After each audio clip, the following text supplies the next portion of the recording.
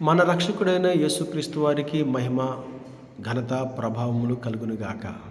ఈ వర్తమానం వినిచిన శ్రోతలకు ప్రభువైన యేసుక్రీస్తు వారి నామములో శుభములు, ఆశీర్వాదములు కలుగునుగాక. ఈరోజు వాక్యాంశము విశ్వాసం. వాక్య భాగము యాకోబు రాసిన పత్రిక 5వ అధ్యాయము 15వ వచనం. ఈ లేఖన భాగములను నేను చదువుతుండగా నాతో పాటు మీరు ఏకీభవించి ప్రభు నామమును గణపరచాలని ప్రార్థిస్తున్నాను. విశ్వాసరహితమైన ప్రార్థన ఆ రోగిని స్వస్థపరచును. ప్రభు అతను లేపును. అతడు పాపములు చేసిన వాడైతే పాప క్షమాపణ నందును. ఆమేన్. విశ్వాసం అనే పదము జీవ గ్రంథంలో సుమారు 350 సార్లు కంటే ఎక్కువగా వ్రాయబడి ఉన్నది.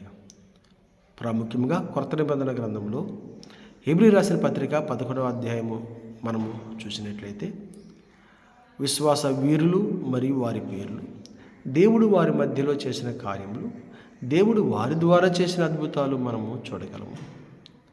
ప్రభువైన యేసుక్రీస్తు వారి సువార్త పరిచర్యలో విశ్వాసము కలవారు 4 రకాలుగా ఉన్నారని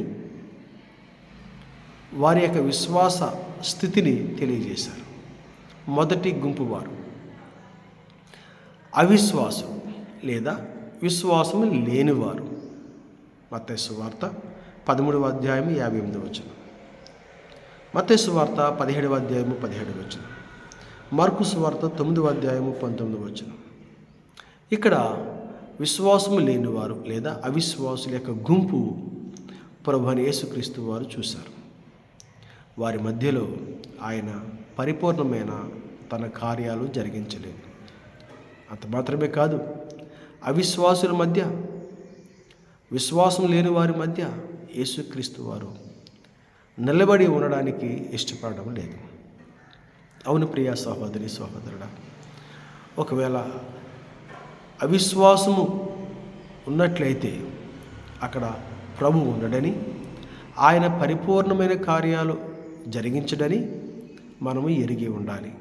వీరు మొదటి గుంపు వారు. మనలో అవిశ్వాసం లేకుండా చూసుకోవాలి. రెండవ గుంపు వారు అల్ప విశ్వాసులు. మత్తయి సువార్త 14వ అధ్యాయం 31వ వచనం, మత్తయి సువార్త 17వ అధ్యాయం 20వ వచనం. ఇక్కడ కూడా అల్ప విశ్వాసులు పరిపూర్ణమైన దేవుని కార్యాలు పొందుకోలేకపోయారు. అవిశ్వాసులు, అల్ప విశ్వాసులు, ఈ 2 గుంపులు వారు పరిపూర్ణమైన దేవుని కార్యాలు చూడలేదు. అల్ప విశ్వాసం అంటే విశ్వాసం అల్పము, కొంచెమే ఉంది.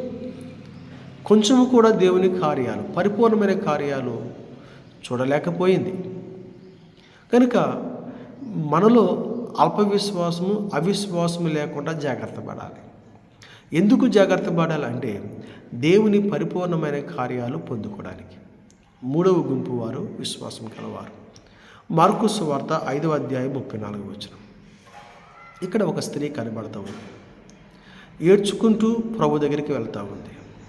దుఃఖపడుతూ వేదనతో ప్రభు దగ్గరికి వెళ్ళింది. విశ్వాసంతో వెళ్ళింది. మరి విశ్వాసంతో వెళ్ళిన ఆ స్త్రీకి దేవుడు తన పరిపూర్ణమైన కార్యము జరిగించాడు. ఏడ్చుకుంటూ వెళ్ళిన ఆ స్త్రీ సంతోషంతో తిరిగి తన ఇంటికి వెళ్ళింది. సమాధానం లేక, నెమ్మది లేక ప్రభు దగ్గరికి వెళ్ళిన స్త్రీ సమాధానము, నెమ్మది పొందుకొని తిరిగి తన ఇంటికి వెళ్ళింది. గల కారణం విశ్వాసం. అవును, నీవు విశ్వాసం కలిగి ఉన్నట్లయితే దేవుడి పరిపూర్ణమైన కార్యాలు నీ కుటుంబంలో దేవుడు జరిగిస్తాడు. 4వ గుంపు వారు గొప్ప విశ్వాసం. మత్తయి సువార్త 15వ అధ్యాయం 28వ వచనం. అవును, గొప్ప విశ్వాసం అని ప్రభువే స్వయంగా వారి నోటితో అన్నారు. ఎవరికి గొప్ప విశ్వాసం ఉంటుందో దేవుడు వారి తరపున ఒక సాక్ష్యముగా నిలబడతాడు. మరియు వారి మధ్యలో దేవుడు గొప్ప కార్యం జరిగిస్తాడు. వారి ద్వారా దేవుడు గొప్ప కార్యం జరిగిస్తాడు. వారితో దేవుడు గొప్ప కార్యం జరిగిస్తాడు. దేవుడు నీలో గొప్ప కార్యములు జరిగించాలని ఆశిస్తున్నట్లయితే నీవు గొప్ప విశ్వాసం కలిగి ఉండాలి.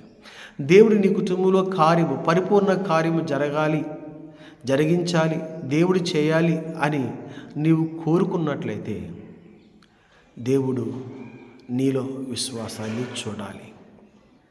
కీర్తన గ్రంథంలో కీర్తనకాడు అంటున్నాడు, నీ కోరిక యావత్తును సఫలపరచునుగాక. అవును, నీ కోరిక సఫలము కావాలంటే నీలో విశ్వాసం ఉండాలి. నీలో గొప్ప విశ్వాసం ఉండాలి. ఎప్పుడు నీలో గొప్ప విశ్వాసము లేదా విశ్వాసము కలిగి ఉంటావో అప్పుడు దేవుని కార్యాలు నీవు చూడగలవు. దేవుడు ఆ స్థలంలో పరిపూర్ణ కార్యాలు జరిగిస్తాడు. అద్భుత ఆశ్చర్య కార్యాలు జరిగిస్తాడు.